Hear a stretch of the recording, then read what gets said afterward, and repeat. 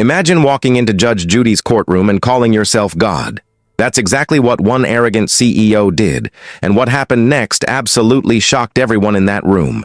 This wasn't just another case. This was a complete destruction of an ego so massive it could barely fit through the courtroom doors. Judge Judy didn't just hand down a verdict.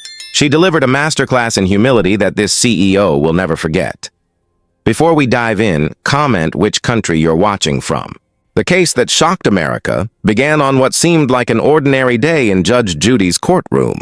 But the moment Marcus Wellington stepped through those doors, everyone knew this was going to be different. Marcus was the CEO of a tech startup that had recently made headlines for all the wrong reasons. He wore a custom-tailored suit that probably cost more than most people's monthly rent. And he carried himself with the kind of confidence that crosses the line into pure arrogance. His company had been accused of breach of contract by a former employee named Sarah Chen, who claimed she was owed $75,000 in unpaid commissions and bonuses. But this wasn't just about money. This was about respect, integrity, and the dangerous consequences of unchecked ego. Sarah Chen had worked for Marcus's company for 3 years. She was one of his top performers, consistently bringing in major clients and exceeding every sales target thrown her way. She had helped build the company from a small operation into a multi-million-dollar enterprise. But when it came time to pay her what she had earned, Marcus suddenly became impossible to reach. Phone calls went unanswered. Emails disappeared into the void. And when Sarah finally managed to corner him at the office, his response was chilling. He told her that he would decide when and if she deserved to be paid, because in his company, he was God. That statement alone should have been a warning sign of what was to come in Judge Judy's courtroom. But Marcus Wellington was so convinced of his own superiority that he walked into that courtroom like he owned the place. He didn't just disrespect Sarah, he disrespected the entire legal process. From the moment Judge Judy asked him to state his case, Marcus treated the proceedings like an inconvenience. He interrupted constantly. He rolled his eyes. He smirked at Sarah's testimony. And then he made the fatal mistake that would seal his fate. Judge Judy asked him a simple question. She wanted to know why he refused to pay Sarah the commission she had clearly earned according to her contract. Marcus leaned back, adjusted his expensive watch, and said with a smile that he didn't feel obligated to follow every little detail in a contract. He explained that as the CEO and founder of his company, he had the ultimate authority to make decisions about compensation. Then he said it. Those words that would become his downfall. He looked directly at Judge Judy and said that in his business he was essentially God, and what he said was final. The courtroom fell silent. Even the bailiff looked shocked. Sarah's jaw dropped. But Judge Judy's expression didn't change at all. She simply stared at Marcus for what felt like an eternity. Anyone who watches Judge Judy regularly knows that silence. It's the calm before the storm. It's the moment when she's deciding exactly how she's going to dismantle the person standing before her. And when she finally spoke, her voice was ice cold. Judge Judy began by asking Marcus if he had brought any evidence to support his claim that Sarah didn't deserve the money. He fumbled through some papers but couldn't produce anything concrete. She then asked him if he understood what a contract was. Marcus, still confident, said of course he did. That's when Judge Judy struck. She explained in crystal clear terms that a contract is a legal agreement that both parties are required to honor, regardless of whether one party happens to think they're God. She told him that his ego, his title, and his expensive suit meant absolutely nothing in her courtroom. The only thing that mattered was the law. But Judge Judy wasn't done. Not even close. She started picking apart every single one of Marcus's arguments. She pointed out that his company's own records showed that Sarah had met and exceeded every single performance metric outlined in her contract. She highlighted emails that Marcus himself had sent, praising Sarah's work and promising her the bonuses she was now being denied. She exposed contradiction after contradiction in his testimony. And with each point she made, Marcus's confidence began to crumble. The smirk disappeared. The arrogance faded. And suddenly the man who called himself God looked very, very small. What happened next was nothing short of legendary. Judge Judy shifted from dismantling Marcus's legal arguments to addressing the deeper issue at hand, his complete lack of character. She leaned forward and asked him a question that cut straight to the heart of the matter. She wanted to know if he truly believed that being successful gave him the right to treat people as disposable. Marcus tried to deflect, claiming that business was competitive and sometimes tough decisions had to be made. Judge Judy stopped him mid-sentence. She told him that there was nothing tough about cheating someone out of money they had rightfully earned. That wasn't business. That was theft dressed up in corporate language. The lecture that followed was absolutely brutal. Judge Judy told Marcus that she had seen thousands of cases in her courtroom over the years, and she could spot a fraud from a mile away. She said that real leaders don't call themselves God. Real leaders lift others up. They honor their commitments. They understand that success means nothing if it's built on the backs of people they've betrayed. She told him that his company might have millions of dollars, but he was morally bankrupt. And in her courtroom, character mattered more than any bank account. Marcus tried one last time to defend himself. He claimed that Sarah had signed an agreement that gave him discretion over bonus payments. Judge Judy demanded to see this agreement. Marcus couldn't produce it. Why? Because it didn't exist. He had been lying. Judge Judy's eyes narrowed. She told him that not only was he arrogant and disrespectful, but he was also a liar.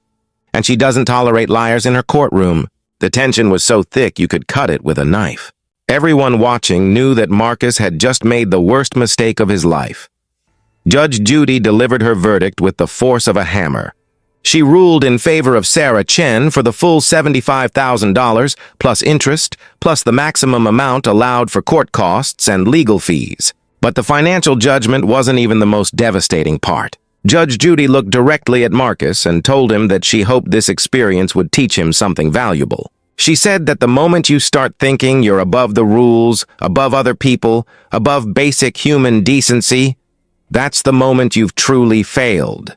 She told him that calling himself God was the most pathetic thing she had heard in years, because a real God wouldn't need to announce it. A real leader wouldn't need to demand respect. They would earn it. The aftermath of the case was swift and severe. Video clips of Judge Judy destroying Marcus Wellington went viral within hours. Millions of people watched as his arrogance was systematically dismantled on national television. The publicity was devastating for his company. Major clients started pulling their contracts. Investors began asking serious questions. Several more former employees came forward with similar stories of unpaid wages and broken promises. The company that Marcus had built on ego and exploitation began to crumble. Within 6 months, his startup had lost over 60% of its value. Marcus was eventually forced out by his own board of directors. But perhaps the most important part of this story isn't Marcus's downfall. It's Sarah Chen's vindication. After years of being dismissed, disrespected, and cheated, she finally got justice. She got her money, yes, but more importantly, she got validation. Judge Judy believed her. The law protected her. And millions of people witnessed that truth matters, contracts matter, and treating people with basic respect matters. Sarah used part of her settlement to start her own consulting business, helping other employees navigate workplace disputes and stand up for their rights. The case became a teaching moment that extended far beyond that courtroom. It reminded business owners that no matter how successful they become, they're never above the law. It showed employees that they have rights, and those rights are worth fighting for. And it proved once again why Judge Judy has been such an important figure in American television for decades. She doesn't care about your money, your title, or your ego. She cares about justice, fairness, and holding people accountable for their actions. Marcus Wellington learned that lesson the hard way. He walked into that courtroom thinking he was God. He walked out knowing he was just a man who had made terrible choices and would now face the consequences. If you enjoyed watching this CEO get completely destroyed by Judge Judy, smash that like button and subscribe to HD. Stories for more incredible courtroom moments and justice being served. We bring you the most shocking, unbelievable, and satisfying stories where karma catches up with those who think they're untouchable. They say you should never judge a book by its cover. But today, a woman walked into Judge Judy's courtroom ready to insult everyone in sight. She thought her loud mouth could win her the case, but she made one huge mistake. She called Judge Judy a skinny BTCH. Asterisk what happened next? Let's just say, Judy didn't need to raise her voice to destroy her. Before we dive in, comment which country you're watching from. The courtroom was unusually tense that morning. The moment Karen walked in, the air changed. Her oversized sunglasses, flashy leopard print outfit, and confident smirk screamed trouble. She wasn't here to seek justice. She was here to win attention. Across from her stood Denise, a quiet single mother who looked nervous but composed. The case was simple. Karen had borrowed money from Denise and refused to pay it back. But instead of defending herself, Karen decided to make it personal. The moment Judge Judy began asking questions, Karen started rolling her eyes. "Oh, please," she said, waving her hand. "This is ridiculous. That woman's lying just to get my money." Judy leaned forward slightly, her sharp eyes locking on Karen. "Miss Karen," she said calmly, "when I ask a question, you answer it. You don't talk over me, and you definitely don't wave your hand like that in my courtroom." Karen chuckled under her breath. Yeah, whatever you say, Your Highness." The audience let out a quiet gasp. Everyone knew what was coming. When someone disrespected Judge Judy, things rarely ended well. Judy ignored the sarcasm for a moment, giving Karen one last chance. "You claim the loan never happened?" she asked. Karen shrugged. "She's making it up. I'm not paying a dime. Maybe she should try losing a few pounds and getting a real job instead of begging me for money." Denise's eyes filled with tears, but she stayed silent. The courtroom fell into a heavy silence. Then Judy spoke, her tone calm but cutting. "Miss Karen, I'd be careful with that mouth if I were you. You seem to think this is a comedy club. It's not. This is a courtroom." Karen scoffed, clearly enjoying the attention. "Oh, come on. I can say what I want. You're just jealous because I'm confident." Judy didn't even blink. "Confident?" she said. "There's a difference between confidence and arrogance. Confidence doesn't need to insult others to feel powerful." But Karen wasn't done. Her voice rose, louder and louder, as if she was trying to dominate the room. "You know what, Judge? You're just another skinny BTCH asterisk who thinks she's better than everyone else." The room went dead silent. For a few seconds, even the cameras seemed to freeze. Judge Judy slowly leaned back, her lips tightening into a small smile. Then she said, "I might be skinny, Miss Karen, but at least I don't carry around 100 pounds of bad attitude." The courtroom erupted in laughter. Even the bailiff struggled to hide a grin. Karen's face turned bright red. Judy continued, her voice low but firm. "This courtroom isn't your stage. You came here because you owed money, not because you wanted attention. And after the way you've behaved, you'll be paying Denise every cent she's owed, plus court costs." Karen tried to protest, but Judy raised her hand. "We're done. Case dismissed. And Miss Karen, I suggest next time you open that mouth, you use it for an apology, not an insult." Karen stormed out, muttering under her breath. But her angry shuffle, half walk, half stomp, made everyone realize Judy had won, again. Back in the hallway, the audience was buzzing. Clips of the exchange would later go viral, but inside the courtroom, Judge Judy wasn't celebrating. She looked at Denise, the quiet woman who'd endured the humiliation. "Miss Denise," Judy said gently, "you handled yourself with dignity. Don't ever let loud people make you feel small. The truth speaks louder than shouting." Denise smiled softly, tears still glistening in her eyes. "Thank you, Your Honor. I just wanted what's fair." Judy nodded. "And you got it. Justice isn't about who talks louder. It's about who tells the truth." Meanwhile, Karen was outside fuming, complaining to anyone who'd listen. "She embarrassed me on national TV. That judge hates women like me," she yelled, throwing her purse over her shoulder. But no one was buying it. People had seen the truth. It wasn't Judy who humiliated her. Karen did it to herself. Later that day, social media exploded. Viewers couldn't stop talking about this skinny comeback. One comment read, "Judge Judy doesn't need to yell.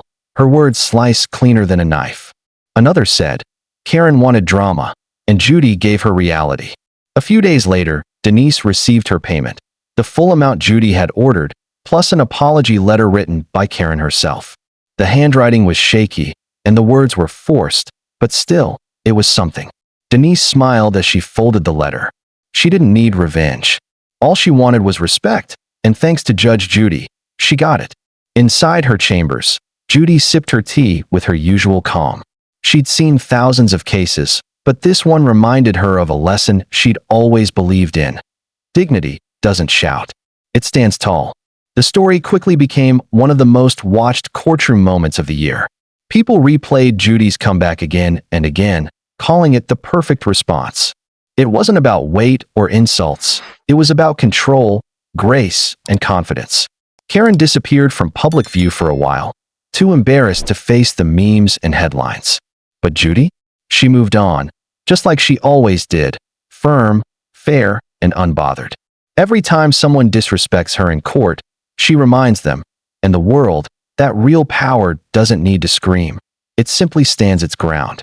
And that's why Judge Judy remains unstoppable. No insult, no attitude, no Karen can ever shake her. If you loved how she handled this case, don't forget to hit like, subscribe, and turn on the bell icon for more incredible stories like this, only on HD Stories.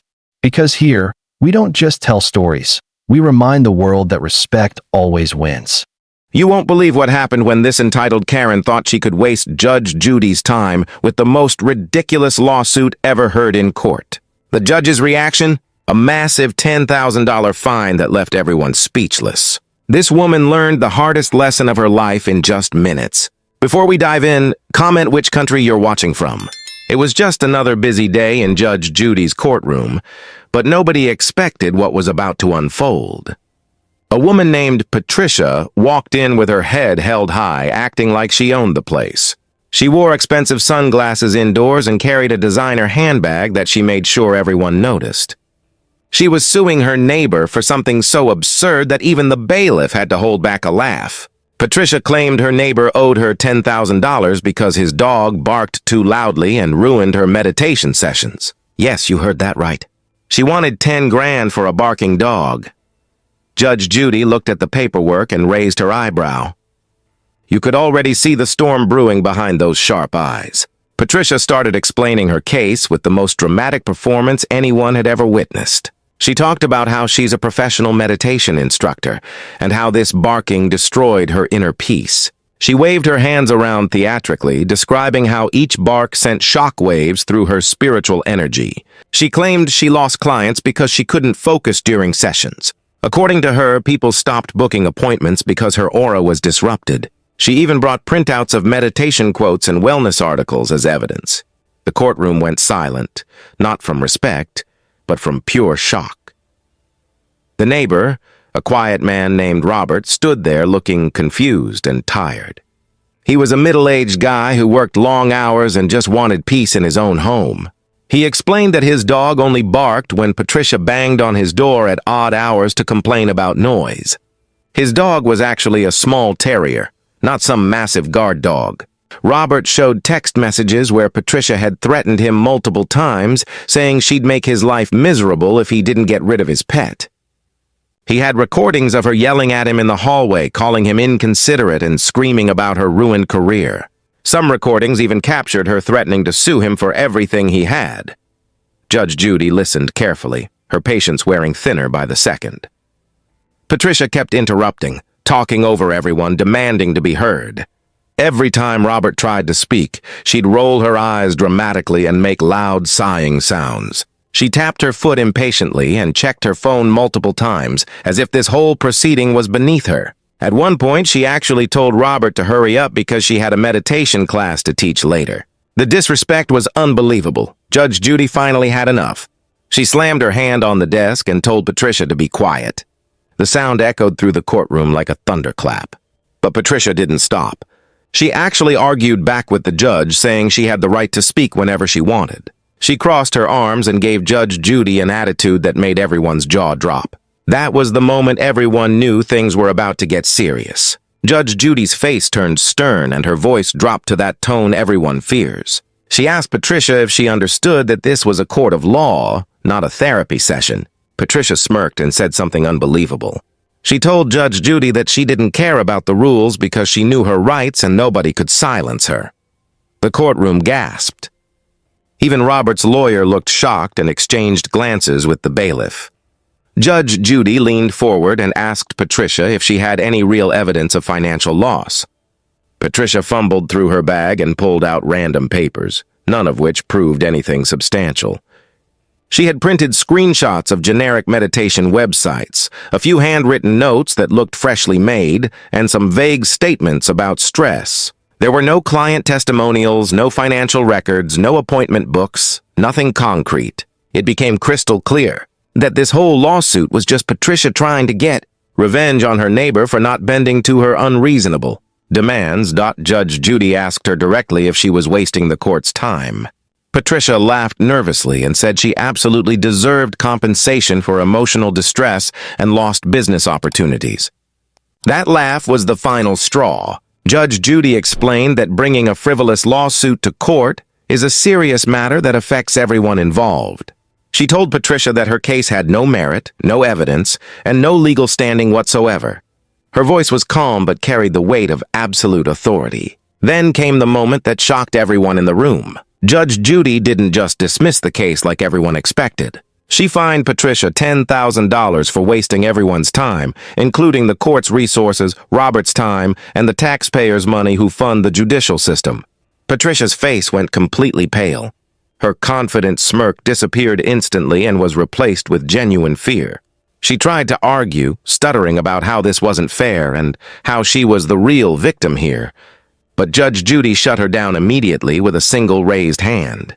The judge made it crystal clear that people like Patricia who abuse the legal system need to face real consequences. She explained that courtrooms are already overwhelmed with legitimate cases that deserve attention, and people who file baseless lawsuits are stealing resources from those who genuinely need help. Judge Judy stated that Patricia's behavior was not only disrespectful, but also harmful to the integrity of the entire justice system.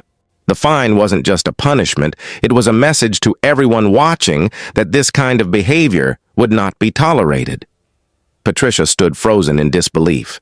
Her mouth opened and closed like a fish out of water, but no words came out that made any sense. She finally stammered something about it being unfair, and how she was just trying to protect her livelihood. But Judge Judy wasn't having any of it.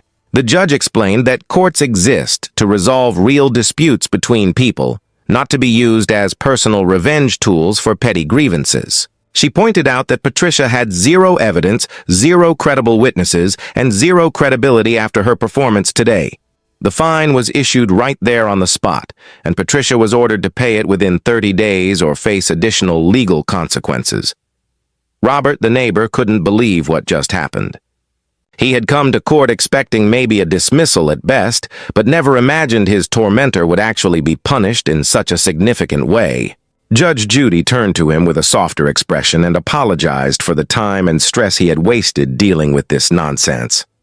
She told him he was free to go and that he should never have been dragged into court for something so ridiculous. She dismissed the case entirely and wished him well with genuine warmth.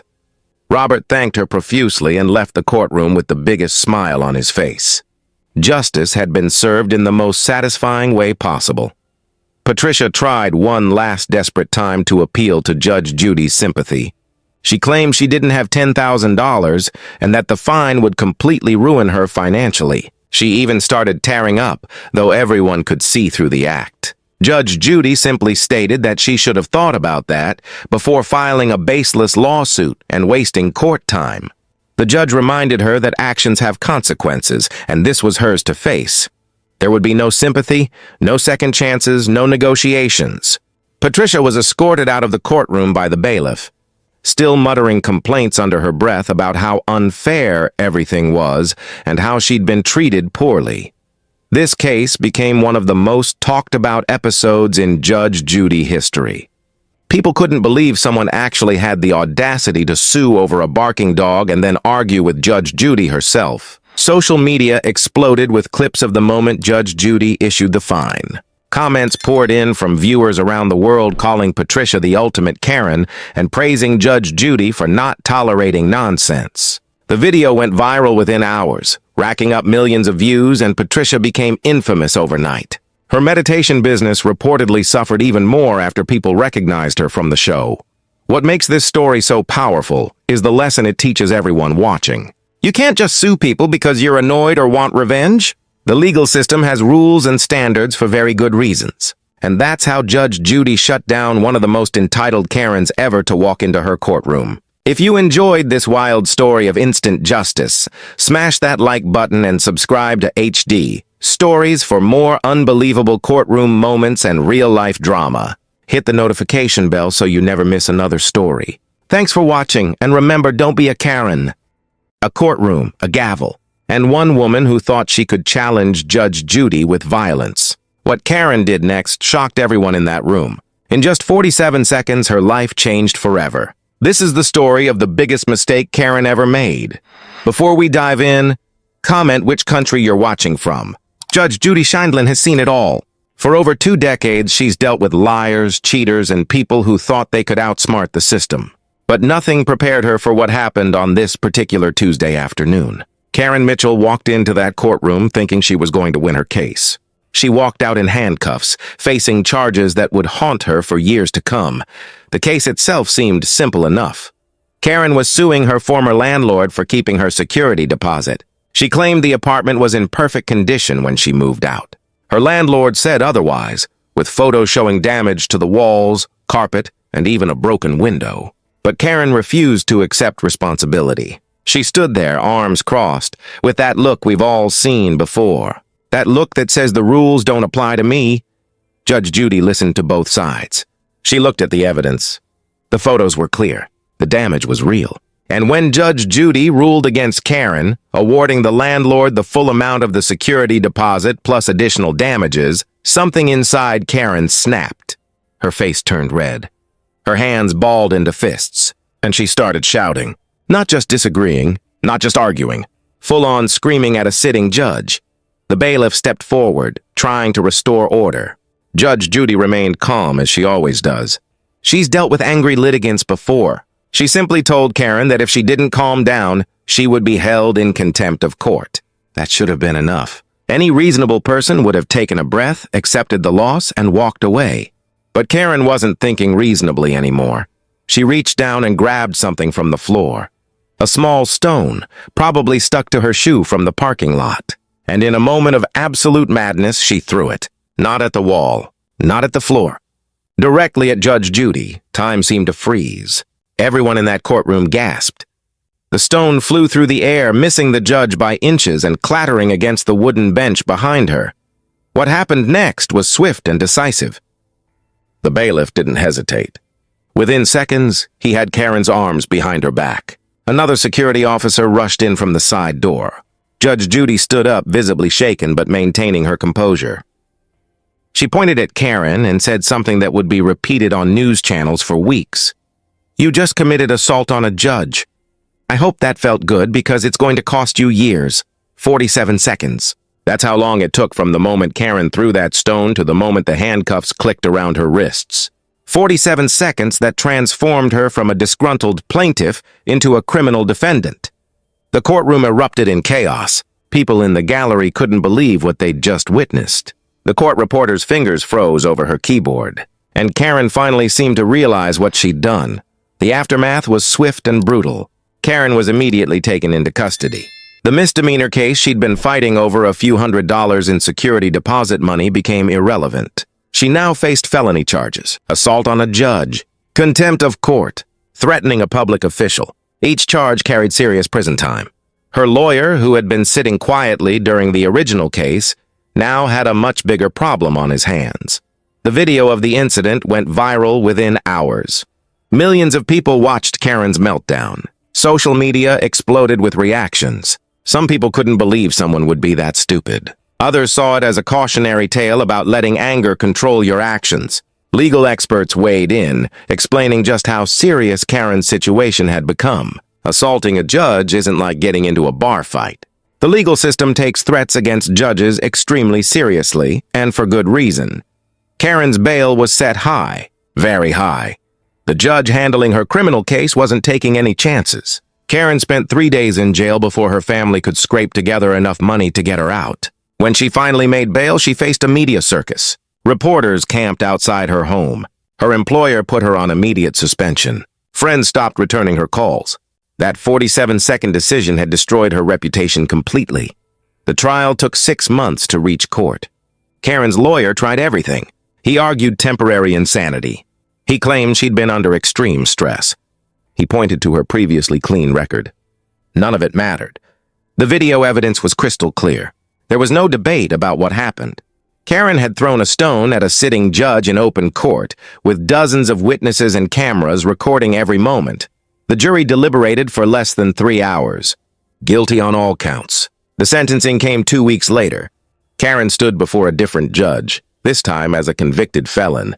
She received 18 months in prison, followed by 3 years of probation. She was also ordered to pay fines and court costs, totaling over $15,000. The security deposit she'd been fighting over?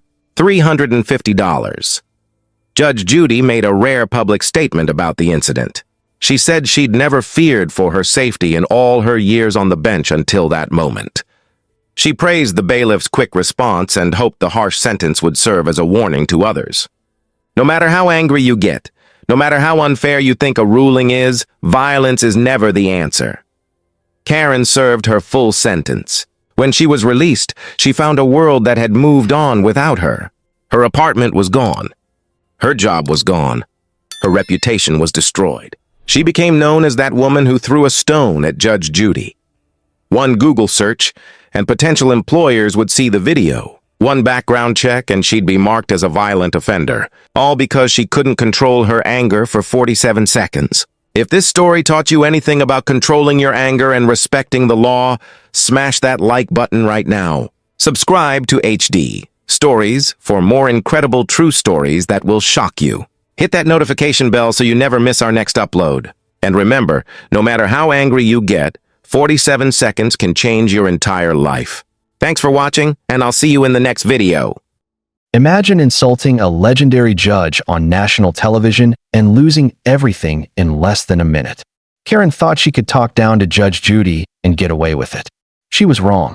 What happened next destroyed her career, her reputation, and changed her life forever. This is the story of how 47 seconds of arrogance cost one woman absolutely everything. Before we dive in, comment which country you're watching from. Karen Mitchell walked into the courtroom that day with complete confidence. She was a successful marketing executive at a major tech company in Los Angeles, earning 6 figures and living what most people would call the American dream. She had designer clothes, a luxury apartment, and a social media following that made her feel untouchable. But that day in court would prove that no amount of money or followers could protect someone from their own bad decisions. The case itself was simple. Karen was suing her former roommate over unpaid rent and damages to their shared apartment. It should have been straightforward, just another small claims case that would be resolved quickly. But Karen had a habit of looking down on people she considered beneath her, and unfortunately for her, she made the fatal mistake of including Judge Judy in that category. From the moment she entered the courtroom, Karen's attitude was obvious. She rolled her eyes when the bailiff gave instructions. She checked her phone while waiting for the case to begin. And when Judge Judy finally called her case, Karen approached the bench like she was doing everyone a favor by being there. She didn't realize that Judge Judy had been dealing with people like her for decades and had absolutely no patience for disrespect. The questioning started normally enough. Judge Judy asked Karen to explain her case, and Karen began talking about how her roommate had taken advantage of her generosity. She used phrases like "these kinds of people" and "you wouldn't understand the stress of managing important accounts." Judge Judy's expression remained neutral, but anyone who watched the show regularly could see the storm building behind those eyes. Then came the moment that would change everything. Judge Judy asked Karen a direct question about the lease agreement, and Karen, clearly frustrated at being questioned, made her huge mistake. She sighed dramatically, looked directly at the judge, and said something that would haunt her forever. "Look, I don't expect someone from your generation to understand modern living arrangements. No offense, but this is a boomer thing. You probably haven't rented an apartment since the Nixon administration." The courtroom went silent. Even Karen's own lawyer's face went pale. The audience gasped. Everyone knew that Karen had just crossed a line that nobody should ever cross. Judge Judy slowly removed her glasses, placed them on the bench, and leaned forward. What happened in the next 47 seconds would become one of the most viral moments in the show's history. Judge Judy's voice was calm, but absolutely deadly. "Excuse me? Did you just call me a boomer in my own courtroom? Let me tell you something, young lady. I've been practicing law since before you were born. I've forgotten more about contracts and personal responsibility than you'll ever learn. And the fact that you think insulting a judge is appropriate behavior tells me everything I need to know about your character and your case." Karen tried to backtrack, suddenly realizing the gravity of her mistake. "I didn't mean it like that. I just meant that generational differences," but Judge Judy wasn't having it. She held up her hand, silencing Karen immediately. "I'm not finished. You come into my courtroom with your designer bag and your entitled attitude, disrespecting not just me, but this entire process. Well, let me give you a lesson in consequences that your generation apparently never learned." Judge Judy proceeded to absolutely dismantle Karen's case. She pointed out every inconsistency in Karen's story, every piece of missing evidence, and every assumption Karen had made without proof. It became clear that Karen hadn't just been disrespectful, she had also been dishonest about several key facts. Her roommate had actually paid most of the rent, and the damages Karen claimed were either exaggerated or non-existent. Within minutes, Judge Judy had ruled completely in favor of the roommate. But she didn't stop there. She ordered Karen to pay her roommate's court costs, and then she delivered a final statement that would echo far beyond that courtroom. "Miss Mitchell, you're dismissed. And let me give you some free advice. The world doesn't revolve around you. Respect isn't optional, it's mandatory. And one day, your attitude is going to cost you something far more valuable than this case. I just hope you learn that lesson before it's too late." Karen left the courtroom humiliated, but she still didn't fully grasp what was coming. The episode had been filmed weeks earlier, but it was about to air on national television. And in the age of social media, nothing stays private for long. The moment that episode aired, Karen's life began to unravel at an astonishing speed. Clips of her calling Judge Judy a boomer spread across every social media platform within hours. Twitter, Facebook, Instagram, TikTok, everywhere you looked, people were sharing the video and commenting on Karen's incredible display of arrogance. The hashtag Karen vs. Judy started trending worldwide. Millions of people watched as she insulted one of America's most respected television judges and then got absolutely destroyed in court. The backlash was immediate and brutal. People dug into Karen's social media accounts and found years of entitled posts and condescending comments. Screenshots of her insulting service workers, bragging about getting people fired for minor mistakes, and generally acting superior to everyone around her began circulating. The internet had found its newest villain, and they weren't letting go. But the real consequences came from her professional life. Karen's employer, a tech company that prided itself on progressive values and respectful workplace culture, started receiving thousands of messages. Customers threatened boycotts. Employees complained that having Karen represent their company damaged their reputation. News outlets picked up the story, running headlines like "Marketing Executives Judge Judy Meltdown Goes Viral" and "Tech Worker Learns Hard Lesson After Disrespecting Judge." Karen tried to do damage control. She posted an apology on her social media accounts, claiming that she had been under stress and that the moment didn't represent who she really was. But the internet wasn't buying it. People pointed out that her years of social media history showed a pattern of exactly this kind of behavior. This wasn't a one-time mistake. It was who she had always been, and she had finally been caught on national television. Her employer faced an impossible situation. They were getting negative press coverage, losing customers, and dealing with internal complaints from their own staff. 3 days after the episode aired, they made their decision. Karen was called into a meeting with Human Resources and her direct supervisor. They informed her that due to conduct unbecoming of the company's values and the negative attention she had brought to the organization, her employment was being terminated effective immediately. Karen was stunned. She tried to argue that what happened on Judge Judy had nothing to do with her job performance. She threatened legal action. She pleaded for another chance. But the decision was final. She was given 30 minutes to collect her personal belongings and was escorted from the building by security. Just like that, her six-figure career was over. The job loss was just the beginning of Karen's downward spiral. Word spread quickly in her industry, and suddenly, the networking contacts who used to respond to her messages immediately were now ignoring her completely. Recruiters who had once courted her for positions were politely declining to work with her. Every potential employer who Googled her name found the viral video first, and that was usually enough to end any chance of getting hired. Karen's personal life fell apart just as quickly. friends started distancing themselves, not wanting to be associated with someone who had become internet famous for all the wrong reasons. Her relationship with her boyfriend ended when he admitted he couldn't handle the constant attention and negative comments. Even her family members expressed disappointment, saying they had raised her better than to act that way. The financial pressure mounted rapidly. Without her high-paying job, Karen couldn't afford her expensive apartment.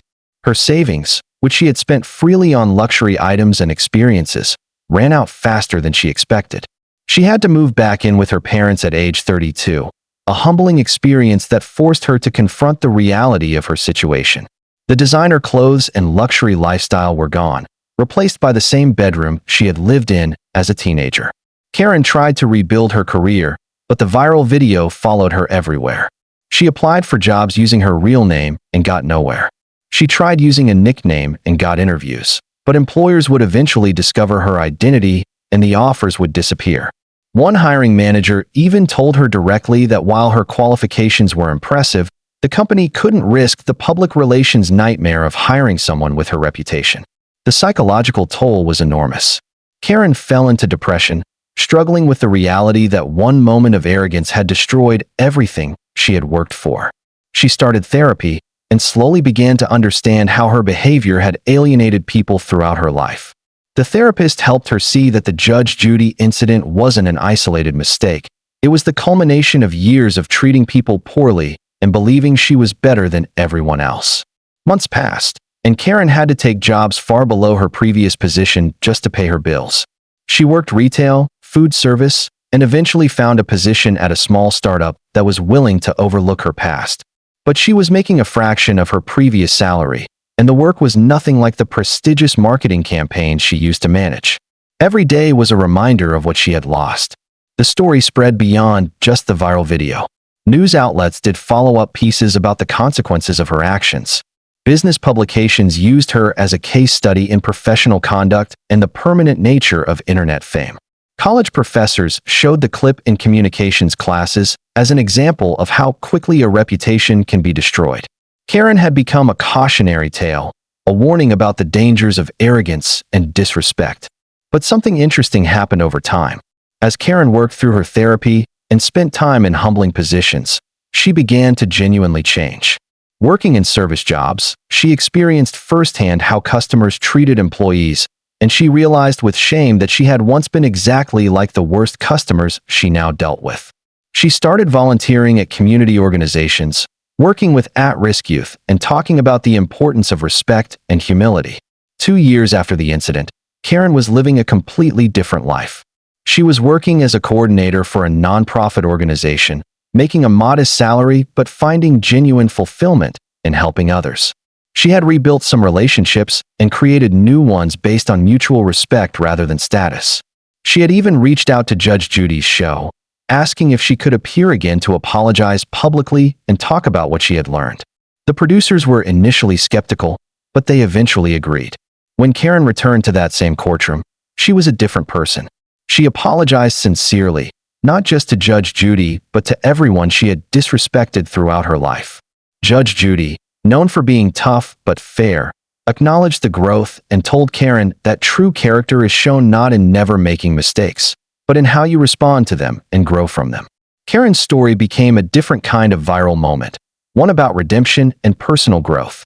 It didn't erase what she had done, but it showed that people can change when they're willing to face their flaws honestly. She started speaking at schools and companies about professional conduct, respect, and the permanent consequences of our actions in the digital age. Today, Karen still deals with the consequences of those 47 seconds. The video will never completely disappear from the internet. Potential employers and dates still find it when they search her name. But she's learned to own her mistake rather than run from it.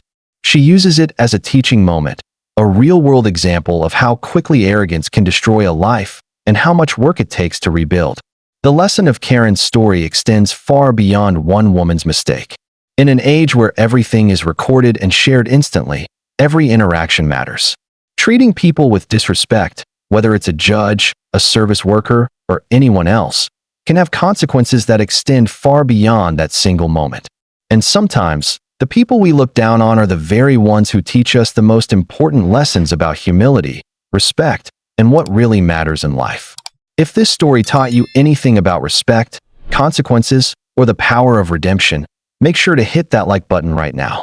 Karen's 47 seconds of arrogance changed her entire life, and her story reminds us all that how we treat others really does matter. Subscribe to HD Stories for more incredible real-life stories that will shock you, inspire you, and make you think twice about your own actions. Drop a comment telling us what you learned from Karen's story, and don't forget to turn on notifications so you never miss our next upload. Remember, every moment counts, and every interaction is an opportunity to show who you really are. Thanks for watching, and we'll see you in the next story. She walked into Judge Judy's courtroom like she owned the place. Chin up, attitude sky high, and not a single ounce of respect in her voice. From the moment Karen opened her mouth, you could tell she wasn't there for justice. She was there for drama. She rolled her eyes, mocked the plaintiff, and then did something no one in their right mind would ever do. She insulted Judge Judy's age. "Shouldn't you be retired by now?" she sneered, loud enough for everyone to hear. The courtroom gasped. You could see Judy's eyes narrow, the calm before a storm. But here's the thing about Judge Judy. She doesn't shout to win. She destroys with logic, experience, and a voice so sharp it can cut through arrogance like glass. What happened next turned a smug Karen into a trembling mess, begging for mercy just 36 seconds later.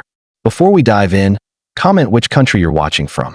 It started like any other day in Judge Judy's courtroom, calm, professional, and sharp as ever. But the moment Karen walked in, everything changed. Her loud heels clicked against the floor, her head tilted with arrogance, and her smirk told everyone she wasn't there for justice. She was there to win, no matter what it took. As she stood before Judge Judy, her eyes scanned the courtroom like she owned it. "So this is the famous Judge Judy?" she said with a mocking laugh. "I thought you'd be younger." The entire courtroom went silent. Even the bailiff, who had seen countless disrespectful defendants, froze. Judge Judy lifted her eyes from the case file and stared at Karen with that signature look, the one that could slice through steel. "Excuse me," she said calmly. Karen shrugged, twirling her hair. "No offense," she added, pretending innocence. "It's just, I didn't think they let senior citizens handle serious cases like this anymore." The audience gasped. You could almost feel the air leave the room. But Judy didn't flinch. She'd seen arrogance, pride, and stupidity in her courtroom before, but this woman had just combined all three into one giant mistake. "Ms. Karen," Judy began in a slow, controlled tone, "are you here to defend yourself, or to embarrass yourself?" Karen smirked again. "I'm just saying, maybe it's time for new blood. I mean, how old are you again?" The moment she said that, even Karen's own friend, who sat behind her, covered her face in disbelief. The courtroom was dead silent. But Judge Judy simply leaned forward, resting her chin on her hand, eyes locked on Karen. "I'll tell you what," Judy said. "Let's see how well your young mind handles the truth." The plaintiff, an elderly woman named Mrs. Howard, was suing Karen for damaging her property, a handmade antique mirror that had belonged to her late husband. Karen had been renting a room from Mrs. Howard, but after an argument, she'd allegedly smashed the mirror and refused to pay for it. Karen rolled her eyes. "It was an accident," she said. "The thing was old anyway. Probably broke from age, just like some people in this room." A few murmurs rippled through the audience, and Judy's patience began to thin. But still, she kept her cool. "Miss Karen," she said firmly, "you are standing in my courtroom. That means you follow my rules. You will show respect, or I will end this case faster than you can say senior citizen." "Understood." Karen leaned back, crossing her arms. "Fine," she muttered. But Judy wasn't done. "Good. Now, tell me, how exactly did the mirror break?" Karen smirked. "I told you it was an accident. Mrs. Howard is just overreacting. She should be thanking me for helping her redecorate that dusty house." The audience laughed softly, but not with her. They laughed at her. Judge Judy's eyes narrowed. "You broke a family heirloom and then insulted the woman's home." Karen shrugged. "It's not my fault she can't move on from the past." Judy took off her glasses, leaned back, and gave a faint smile, the kind that never meant something good was coming. "Miss Karen," she said slowly, "you've made two mistakes today.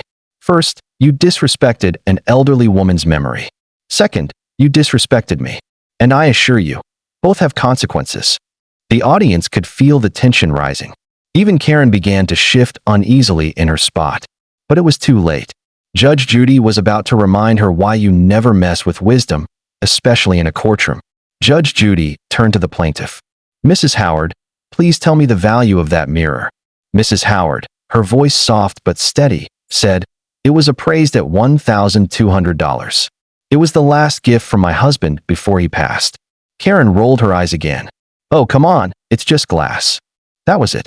Judy leaned forward, eyes blazing. Miss Karen, that glass represents decades of love and memory. And your arrogance represents exactly what's wrong with people who think youth equals intelligence.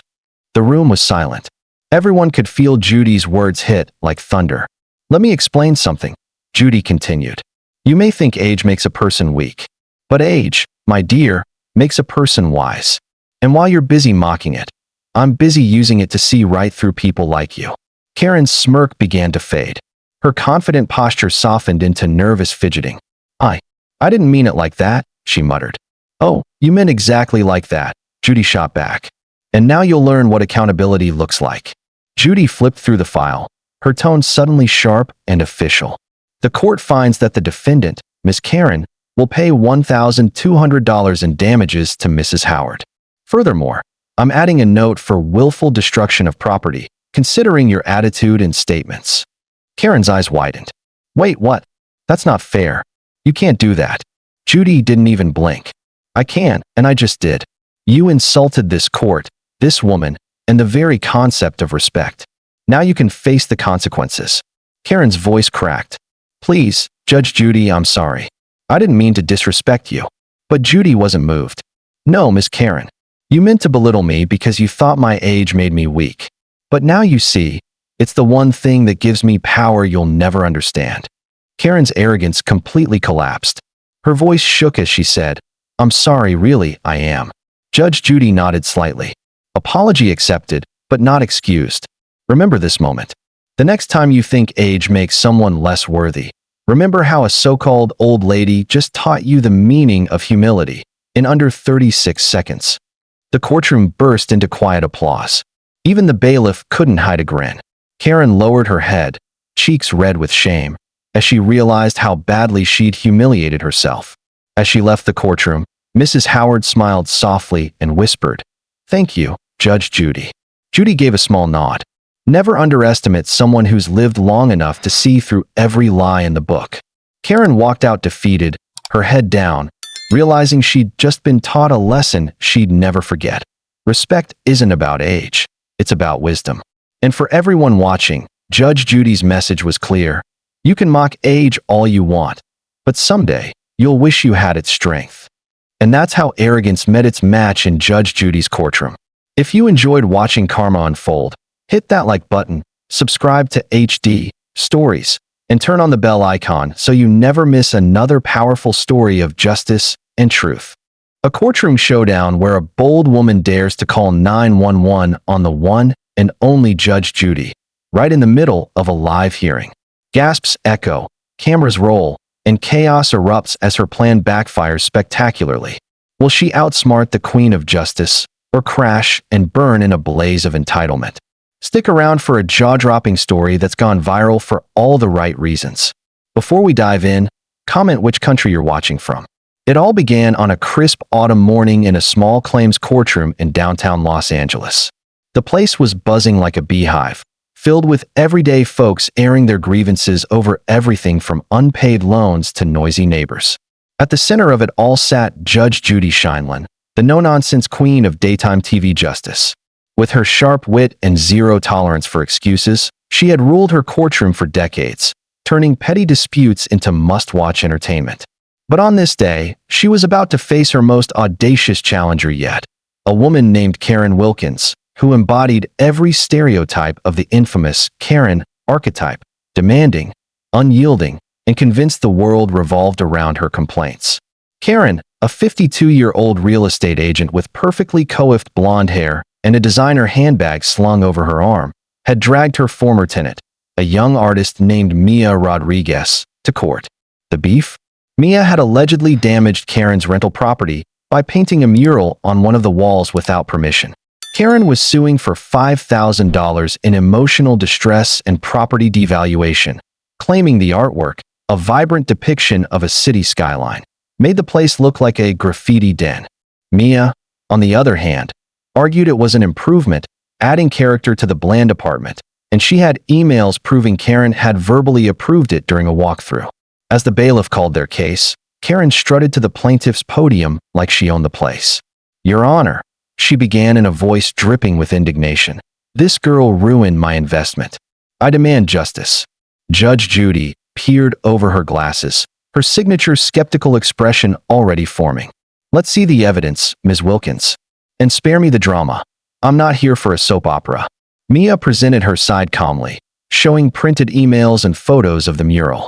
It was tasteful, colorful, and honestly, pretty impressive for an amateur artist. The courtroom audience murmured in approval as Mia explained how the mural had even helped her cope with anxiety during the pandemic. Karen, however, wasn't having it. She interrupted constantly, waving her arms and raising her voice. "That's a lie. She's a squatter and a vandal," she shrieked, ignoring the judge's repeated warnings to pipe down. Judge Judy banged her gavel. "Ms. Wilkins, control yourself or I'll hold you in contempt. This is my courtroom, not your personal rant session." But Karen, fueled by a mix of entitlement and perhaps too much morning coffee, doubled down. She pulled out her phone, her fingers trembling with rage, and started filming the proceedings. "I'm recording this for my lawyer. The world needs to see how biased this court is." The audience gasped. Filming in court without permission? That's a big no-no. Judge Judy leaned forward, her eyes like lasers. "Put that phone away immediately, or you'll be escorted out." Karen smirked, thinking she had the upper hand. "You can't tell me what to do. This is America." And then, in a move that stunned everyone, she dialed 911 right there on the spot. "Hello? Police? I'm in Judge Judy's courtroom, and she's harassing me. Send officers now." The courtroom erupted into whispers and shocked laughter. The bailiff froze, unsure whether to laugh or intervene. Judge Judy, however, remained unflappable. "Operator, this is Judge Judy Scheindlin. The caller is disrupting court proceedings. Please disregard." But Karen kept yelling into the phone, "She's threatening me. Arrest her." It was pure pandemonium, like a scene from a bad reality TV show, but this was real life, or at least, as real as small claims court gets. As minutes ticked by, Karen paced dramatically, still on the line with the dispatcher, who sounded increasingly confused. Mia sat wide-eyed, her lawyer whispering, "This is gold." The audience shifted uncomfortably, some pulling out their own phones to sneakily record the spectacle, ironically breaking the same rule. Judge Judy, ever the pro, adjourned the case temporarily and signaled the bailiff, "Secure the courtroom. And Ms. Wilkins, you've just crossed a line you can't uncross." What Karen didn't realize was that her impulsive call was about to backfire spectacularly. In her mind, she was the victim, standing up against a tyrannical judge. But to everyone else, she was the epitome of over-the-top entitlement. Little did she know, the officers en route weren't coming to save her. They were coming because abusing emergency services is no joke. As sirens wailed faintly in the distance, the tension built to a boiling point. Would Karen get away with her stunt, or was this the beginning of her epic downfall? The sirens grew louder, slicing through the hushed courtroom like a knife. Two uniformed officers from the LAPD burst through the doors, hands on their holsters, scanning the room for the reported emergency. The lead officer, a burly sergeant named Ramirez, locked eyes with Judge Judy. "Your Honor, we got a 911 call about harassment in progress." "What's the situation?" Judge Judy, calm as ever, pointed at Karen, who was still clutching her phone like a lifeline. "Officer, this woman dialed emergency services falsely, disrupted my court, and attempted to film proceedings illegally. She's in contempt, and I believe she's wasted your time." Karen's face drained of color. "What? No. I called because she's biased against me. Arrest her." The officers exchanged glances, suppressing smirks. Sergeant Ramirez approached Karen. "Ma'am, put the phone down. Falsely calling 911 is a misdemeanor in California. It's punishable by fines up to $1,000 and even jail time." Karen sputtered. But she's Judge Judy. She's famous for yelling at people." The second officer, A younger woman named Officer Patel chimed in, "And you're famous now for this meltdown. Hands behind your back." The courtroom held its breath as handcuffs clicked around Karen's wrists. She wailed dramatically, "This is injustice. I'll sue all of you." But her protests fell on deaf ears. Mia, trying not to laugh, whispered to her lawyer, "Is this really happening?" The audience erupted into applause as Karen was let out, her designer heels clicking defiantly against the floor. Judge Judy banged her gavel once more. Case resumed. Ms. Rodriguez, based on the evidence and the plaintiff's behavior, judgment in your favor. Plus, I'm awarding you court costs for this circus. As Karen was processed in the hallway, the reality sank in. What she thought was a power move had turned into a humiliating arrest. Turns out, in California, misusing 911 can lead to serious consequences, especially in a government building like a courthouse. Karen spent the afternoon in a holding cell, reflecting on her choices while her viral moment, snippets leaked online despite the no filming rule, spread like wildfire across social media. Hashtags like hashtag Karen versus Judge Judy and hashtag Courtroom Karen trended, with memes galore depicting her as the ultimate cautionary tale. In the end, Karen pleaded no contest to the misdemeanor charge, paying a hefty fine and performing community service, ironically, cleaning up graffiti in local parks. Mia's mural stayed, and she even turned the story into her next art piece, a satirical comic strip that sold out at a local gallery. Judge Judy? She wrapped up the day with her usual flair, later commenting in an interview, "I've seen it all, but that one takes the cake. Remember, folks, respect the court, or the court will respect you right back, with consequences." This wild courtroom saga reminds us all that entitlement has its limits, especially when facing someone as iconic as Judge Judy. It's a story of hubris, humor, and hard-learned lessons, proving that sometimes the real drama isn't on TV, it's in real life. If you enjoyed this tale, hit that like button, subscribe for more unbelievable stories, and drop in the comments. Have you ever witnessed a Karen moment? Share below. I read every one. If you love this wild courtroom tale, hit that like button and subscribe to HD Stories for more gripping stories every week. Drop your thoughts in the comments below. I can't wait to hear from you. The courtroom was silent until a woman stormed in, dressed like she owned the place. She introduced herself as Professor Karen, claiming to teach law at a prestigious university. The audience gasped. Even Judge Judy raised an eyebrow. But within minutes, Judy's legendary instincts kicked in. Something didn't add up. So she did what no one expected. She reached for her phone, opened Google, and what she found left the entire courtroom stunned. This wasn't just another case. This was about to expose the biggest lie of Karen's life. Karen strutted into the courtroom as though she owned it. Her heels clicked sharply against the floor, echoing through the room like a drumbeat announcing her arrival. She held a stack of papers pressed dramatically against her chest, her chin tilted upward with the kind of pride that came not from confidence, but from arrogance. The audience in the gallery could sense it instantly. Her smug grin, her slow, deliberate walk, and that exaggerated air of self-importance, it was clear that this woman thought she was the smartest person in the room. Even the bailiff glanced at her with a raised brow, as if silently saying, "Here we go again." When Judge Judy finally entered and took her seat, the courtroom fell silent. Judy adjusted her glasses, her expression calm yet sharp, the kind of gaze that could slice through lies before they were even spoken. "Good morning," Judy said curtly. "Please state your name and occupation for the record." Karen smiled broadly, flipping her hair with a theatrical motion before answering, "I'm Professor Karen Anderson, and I teach law at Stanford University." The words hung in the air like a bold declaration of superiority. A few people in the audience exchanged surprised glances. Even Judy paused, blinking slowly. "Oh, really?" she said, her voice measured and steady. "A law professor at Stanford?" Karen nodded, eyes gleaming with pride. "That's right, Judge. I've been teaching there for years."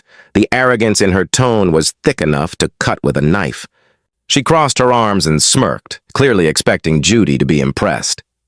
Instead, Judy gave a slight nod and said nothing. She had seen this type before, people who came into her courtroom thinking charm and confidence could outshine the truth. "All right, Professor. Judy said, emphasizing the word just enough to make the sarcasm sting. Let's hear your case. Karen immediately launched into a dramatic monologue. She began by explaining that her landlord had wrongfully kept her security deposit after she moved out. But instead of focusing on the facts, she went on a long tangent about how her landlord didn't understand basic property law. She rolled her eyes dramatically and said, "Honestly, Judge, it's embarrassing how many people have no idea what the law even is. I mean, I teach this stuff." She emphasized every word as if trying to impress the audience, who sat quietly. Watching her performance unfold, she went on to brag about her so-called students, how they adored her teaching, how she was known for her brilliance, and how her lectures were legendary. Every sentence was drenched in self-praise. "I've produced some of the finest young lawyers in California," she said proudly. "In fact, I'd say I've forgotten more law than most people ever learn." Judy didn't interrupt once. She just sat there, her eyes fixed on Karen, face unreadable. The silence between them was heavy, the kind of silence that made Karen keep talking, digging her own hole deeper. Karen continued, "I tried explaining to my landlord that he was violating California Civil Code Section 1950 fee, but of course, he looked at me like I was speaking another language. Some people just can't grasp legal complexities." She gave a small laugh, looking directly at Judy as if expecting a nod of approval. But Judy didn't move. She didn't smile.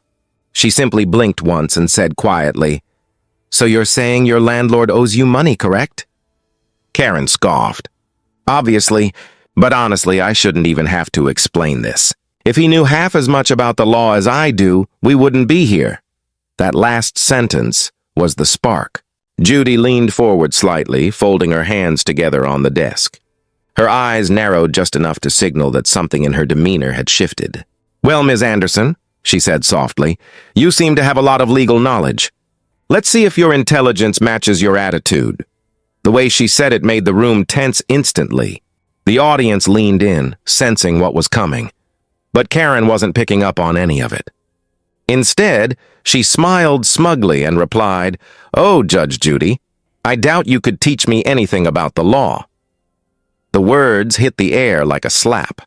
The bailiff looked up in disbelief, a faint grin forming on his face. The courtroom murmured quietly, a ripple of shock spreading through the audience. You could practically feel the temperature in the room drop. Judge Judy didn't flinch. She sat perfectly still, the calm before the storm. "Is that so?" she said in a voice so even it sent chills down Karen's spine. Karen shifted slightly, still trying to hold on to her fake composure. "Yes," she said, "I've spent years studying and teaching law. I know my rights. I know what I'm talking about." Judy gave a slow, deliberate nod. "We'll see about that," she replied. That was the moment the balance of power shifted. The audience didn't know it yet, but Judy had already made up her mind. She wasn't going to let this woman walk into her courtroom, insult her intelligence, and hide behind a title that sounded too good to be true. Karen thought she was untouchable because she claimed to be a law professor. But what she didn't realize was that when it came to truth, Judge Judy didn't just listen, she investigated. And this time, Karen had just challenged the wrong woman. Judge Judy leaned forward slightly, her sharp gaze fixed on Karen. Her tone was calm, but there was a chill in her words that only seasoned liars could feel. "You said you teach at Stanford, correct?" she asked. Karen straightened her posture proudly, nodding with exaggerated confidence. "Yes, that's right. I'm part of the legal department. I've been teaching there for the past 7 years, she said, flashing a smile that was far too eager. The courtroom was quiet, except for the faint rustle of papers and a few muffled coughs. Judy's eyes didn't blink. "That's impressive," she said evenly, though her voice carried an undertone of suspicion. "Tell me, what subjects do you teach?" Karen hesitated for a split second, just long enough for everyone to notice. Then she stammered, Constitutional law and, legal strategy." Judy raised an eyebrow slowly. "Legal strategy?" she repeated, her tone dripping with curiosity. "That's an interesting course title. I've been around law schools for decades, and I don't recall Stanford offering a course by that name." Karen shifted uncomfortably in her seat, fumbling with the papers in her hands. Well, it's a new course. Experimental, actually, she said quickly, as though that explanation would smooth everything over. Judy gave a small nod, still watching her like a cat watches a mouse. I see. And who approved this? Experimental course? Karen blinked. The dean, she said, hesitating again. Judy's lips twitched slightly. The dean's name, please? Karen froze. Oh, I mean, they change so often, she said nervously, forcing a laugh. The courtroom began to fill with quiet murmurs, the audience starting to sense what Judy already knew. Something didn't add up. Judy's voice grew sharper.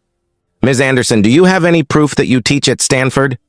Faculty identification, pay stub, employment letter, anything at all?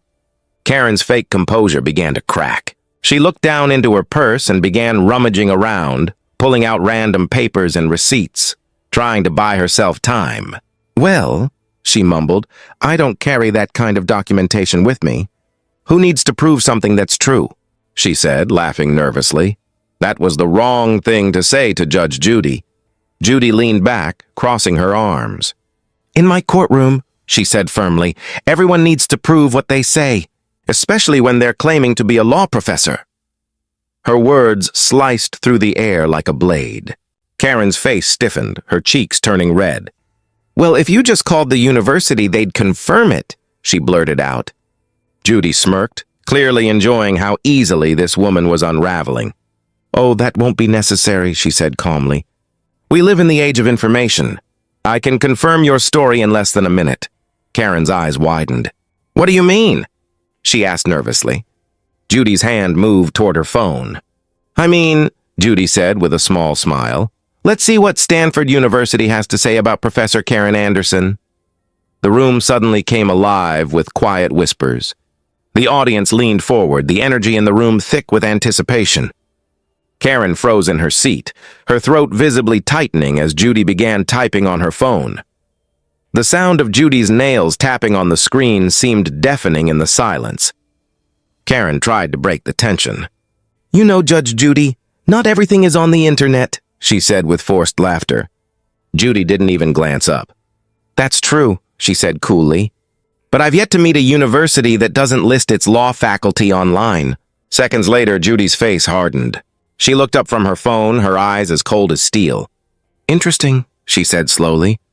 There's no record of a Karen Anderson teaching at Stanford Law, or at any Stanford department for that matter. The words hit Karen like a thunderclap. She blinked rapidly, her mouth opening and closing, but no words came out. That must be a mistake, she stammered. Judy tilted her head. A mistake? She repeated, her voice rising slightly. The Stanford Law School website lists every professor, lecturer, and assistant. I checked twice. Your name isn't there. Karen swallowed hard, her voice shaking. Well, maybe the page hasn't been updated. I told you my course is new. Judy's smile widened just a little. Oh, I'm sure Stanford is very slow with updating their records, she said dryly, sarcasm dripping from her tone. The audience chuckled quietly. Judy wasn't done yet. Tell me something, she said. When exactly did you start teaching there? Karen hesitated again. 7 years ago, she said. And what degrees do you hold? Judy pressed. JD, of course, Karen said, clearly panicking. Judy's eyebrow rose. From where? Karen swallowed. Harvard, she said weakly. Judy's lips curved into a small smirk. Oh, Harvard, wonderful. And when did you graduate? Karen fumbled for words. In, 2010? Judy nodded slowly. That's interesting, she said. Because Harvard Law alumni lists are also public. I might have to look that one up next. The audience erupted in laughter, but Judy's tone remained serious. You came in here bragging about your qualifications, she said, her voice firm and cutting. But it seems your story doesn't stand up to the simplest verification. Karen's face was now pale, beads of sweat forming on her forehead. She opened her mouth to speak, but Judy raised a hand, silencing her instantly. You don't need to say another word, Ms. Anderson, Judy said. The truth already said enough. Karen sat there, frozen, her fake story collapsing piece by piece in front of everyone. The proud professor had just been exposed, not by cross-examination or lengthy questioning, but by one simple Google search. And Judge Judy wasn't done teaching her lesson. The real class was just beginning. Karen's face turned a deep shade of red as the weight of Judy's words hit her like a hammer. Her voice wavered, rising higher with each word as she tried to salvage her story. "There must be a mistake," she exclaimed, gripping the edge of her podium. "Maybe the website just hasn't been updated." "I told you, I'm on a temporary leave." The courtroom stirred with muffled laughter and whispers. Judy didn't even blink. She leaned back slightly, her expression calm, but her eyes gleamed with that familiar fire of certainty. "Stanford keeps updated records, Ms. Anderson," she said smoothly, her tone sharp and cutting. "Your name isn't listed as faculty, adjunct, or even a guest lecturer. Temporary leave or not, that doesn't erase your existence from their records. So, let's try again." Judy paused, giving her that piercing stare that could melt through stone. "What do you really do for a living?" Karen's throat went dry. Her lips parted, but the words refused to come out. Her mind raced, scrambling for something, anything, that could save her from the humiliation that was now inevitable. She began, her voice barely audible. "I work with students." Judy raised an eyebrow. The room quieted again, every ear tuned in. "What kind of students?" she asked, her voice low and deliberate, the kind of tone that made liars crumble. Karen's eyes darted left and right, desperate to find a way out. She fiddled nervously with her fingers before finally whispering, "Preschoolers." For a second, there was silence. Then the courtroom erupted into laughter. Even the bailiff had to turn away to hide his grin. The mighty law professor was now exposed as a preschool teacher. The air filled with murmurs and giggles, the kind that only made Karen's embarrassment grow heavier by the second. Judge Judy didn't laugh. She stayed perfectly composed, her eyes fixed on Karen like a hawk. "So," she said slowly, "you're not a law professor? You're a preschool teacher?" Karen's cheeks flamed crimson. "Education is education," she snapped defensively. "I still teach principles, structure, and—" Judy cut her off sharply, her voice slicing through the room. "There's a difference between teaching kids to color inside the lines and teaching adults to interpret the law. Ms. Anderson?" The laughter grew louder, echoing through the chamber. Karen clenched her fists. "I didn't lie," she protested weakly. "I just simplified it. I teach, don't I?" Judy's tone dropped lower, her words now heavy with authority. "Simplified? You called yourself a law professor at Stanford. That's not simplification, Ms. Anderson. That's fabrication." Karen looked down at her shoes, humiliated.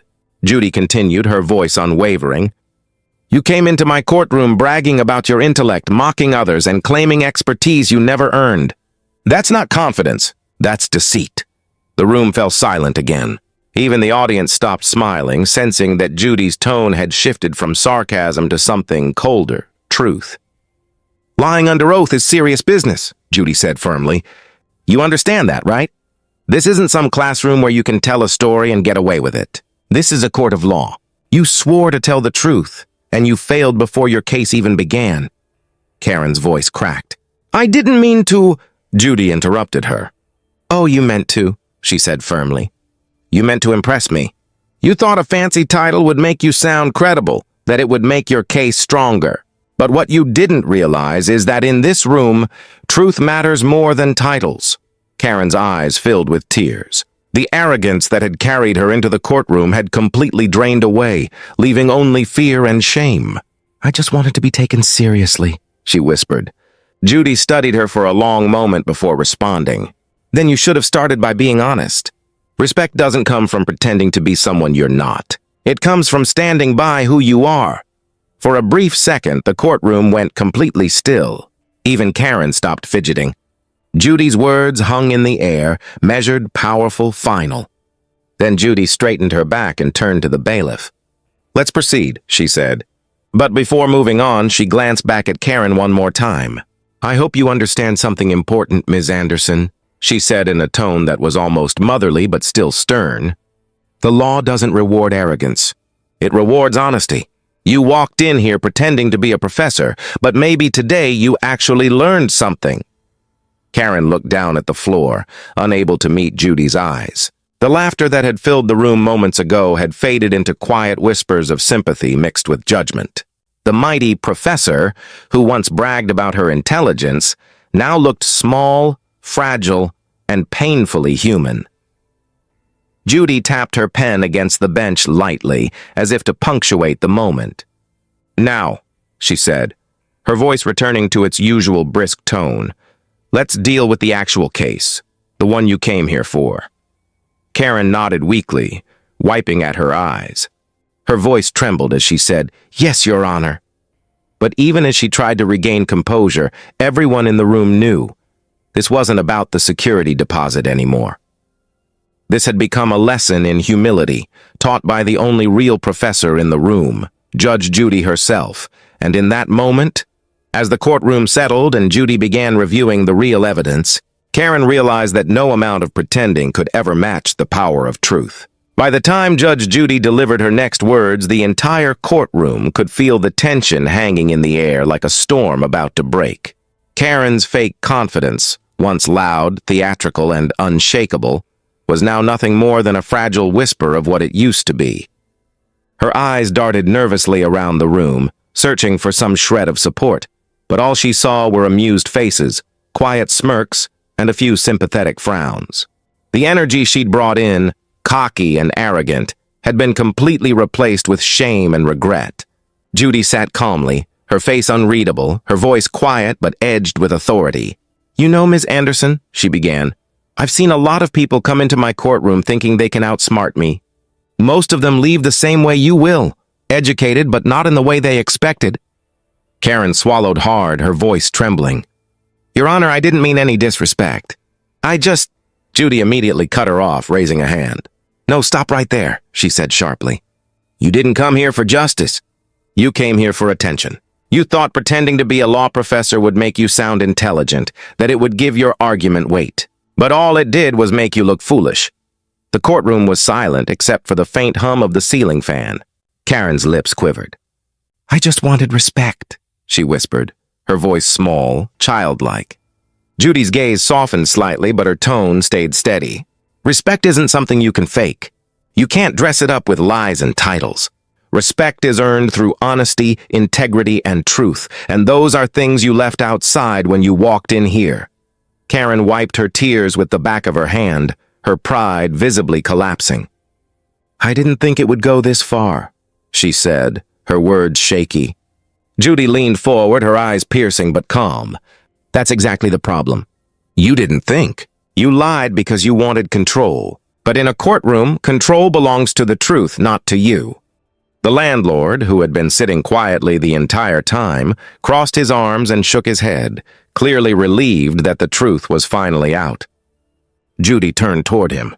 "Sir, I believe you've been more than patient. It's clear Miss Anderson doesn't understand property law. She barely understands honesty." The landlord gave a faint smile, clearly holding back laughter. "Thank you, Your Honor," he said. "That's all I needed to hear." Judy nodded firmly. "Well, you have your answer. Her claim is not only without evidence, it's built on lies."